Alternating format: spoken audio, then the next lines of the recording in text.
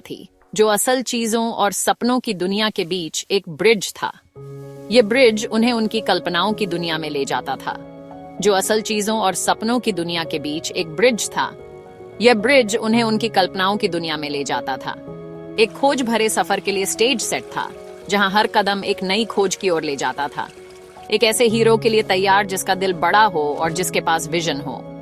यह हीरो वह था जो इस दुनिया की गहराइयों को समझ सके और उसे और भी सुंदर बना सके। इसी दुनिया में एक यंग पेंटर रहती थी जिसका नाम आयरा था। उसकी पेंटिंग सिर्फ सीन नहीं, फीलिंग्स को कैप्चर करती थी। जब आयरा पेंट करती तो तुम गर्माहट फील कर सकते थे या बादलों की गरज सुन सकते थे। उसका आर्ट उसकी अंदर की दुनिया का रिफ्लेक्शन था, एक जीती जागती टैपेस्ट्री। आयरे को हर चीज में छुपी हुई एनर्जीज दिखाई देती थीं। उसके ब्रश स्ट्रोक्स एम्पैथी से भरे होते थे, जो उसके सब्जेक्ट्स के एसेंस से कनेक्ट करते थे। उसका स्टूडियो एक सैंक्चुअरी था, पेंट्स और क्रिएटिविटी की खुशबू से भरा हुआ। उसके लिए पेंटिंग एक मेडिटेशन थी, जिंदगी से बात करने का एक तरीका। उसका जर्नी आर्ट की असली पावर को डिस्कवर करने के बारे में था, जो ऑथेंटिसिटी में बसी थी। आयरा की सबसे करीबी कॉन्फिडेंट उसकी दादी थीं, जो पुरानी कहानियों की कीपर थीं।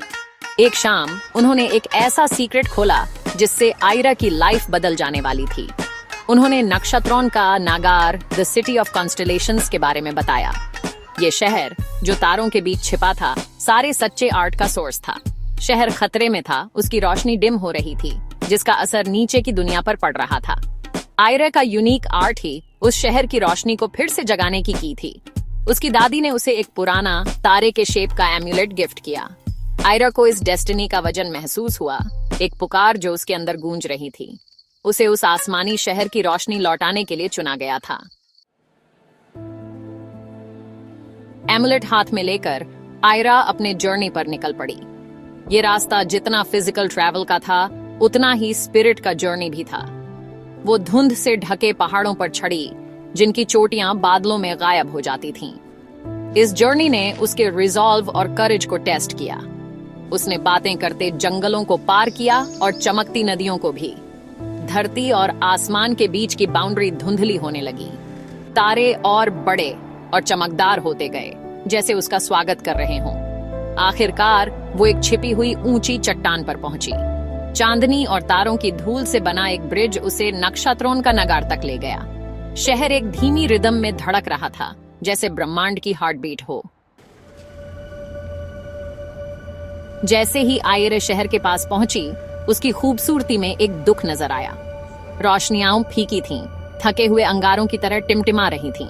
चमकीले रंग डल हो गए थे, हवा में उदासी भरी थी। शहर ब्यूटीफुल तो था, पर उसमें उदासी झलक रही थी।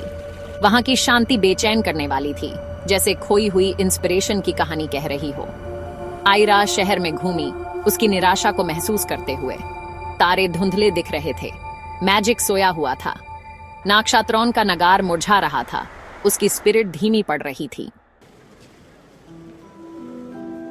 आयरा शहर के रहने वालों से मिली, जो बहुत ही खूबसूरत और अनोखे थे। उनकी आंखें उदासी से भरी थीं, उनके शरीर में चमक नहीं थी। वो बिना किसी जोश के घूम रहे थे, उनकी क्रिएटिव आग बस टिमटिमा रही थी। वो बोलते नहीं थे, पर आयरा उनकी खामोश गुहार महसूस कर सकती थी। शहर पर एक तरह की सुस्ती छा गई थी, जिसने पैशन और पर्पस को खत्म कर दिया था। स्टार ड्वेलर्स क्रिएशन की खुशी भूल चुके थे। उनकी हालत ने आयरे को अंदर तक छू लिया। ये सभी आर्टिस्ट्स के स्ट्रगल्स जैसा था। उनकी रोशनी का फीका पड़ना एक कॉस्मिक नुकसान था। आयरे के अंदर उनकी हेल्प करने का डिटर्मिनेशन और बढ़ गया।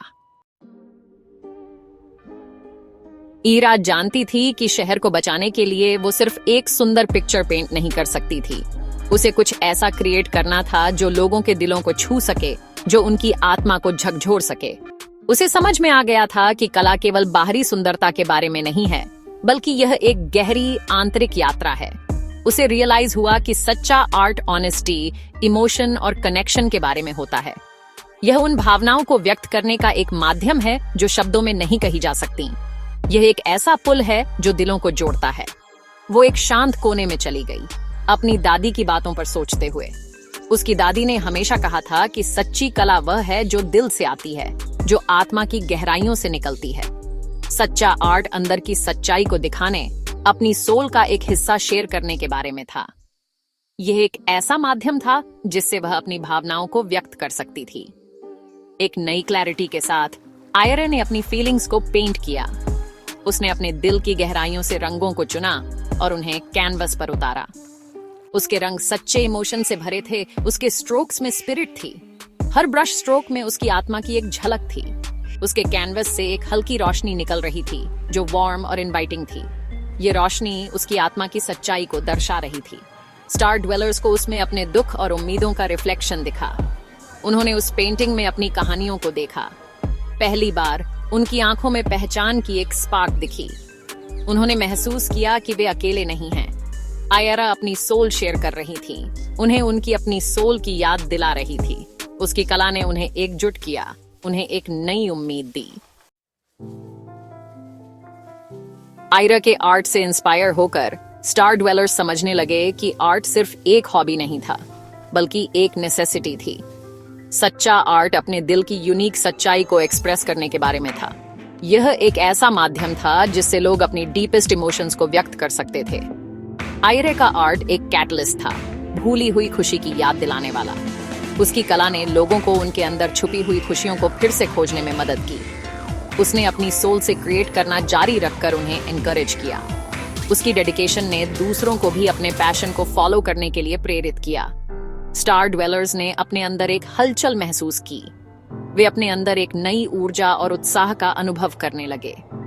एक म्यूजिशियन ने एक उदास मेलोडी बजाई जो दिल को छू लेने वाली थी। उसकी धुन ने लोगों के दिलों में छुपे हुए दर्द को बाहर निकाला। एक बुनकर ने उम्मीद के साथ अपने लूम में धागा पिरोया। उसकी मेहनत और डेडिकेशन ने लोगों को उम्मीद की एक नई किरण दिखाई। शहर जागने लगा, डर और शक को पीछे छोड़ते हुए। लोग अपने भविष्य के प्रति आशावान हो गए। शहर का पुनर्जन्म हुआ, आर्ट की पावर की गहरी समझ के साथ। लोगों ने कला की शक्ति को समझा और उसे अपने जीवन का हिस्सा बनाया। आयरा जानती थी कि शहर सेफ था, क्योंकि वहां के लोग अब अपनी सच्चाई को पहचान चुके थे। वहां के रहने वालों को अपनी सच्चाई याद आ गई थी। वे अब अपने जीवन में सच्चाई और ईमानदारी को महत्व देने लगे थे। सच्चा आर्ट प्यार का एक काम था, सोल का गिफ्ट जो दिलों को जोड़ने और लोगों को एक साथ लाने का काम करता था, जिसमें हील और इंस्पायर करने की लिमिटलेस पावर थी। यह एक ऐसी शक्ति थी जो लोगों को उनके सबसे कठिन समय में भी उम्मीद और प्रेरणा देती थी।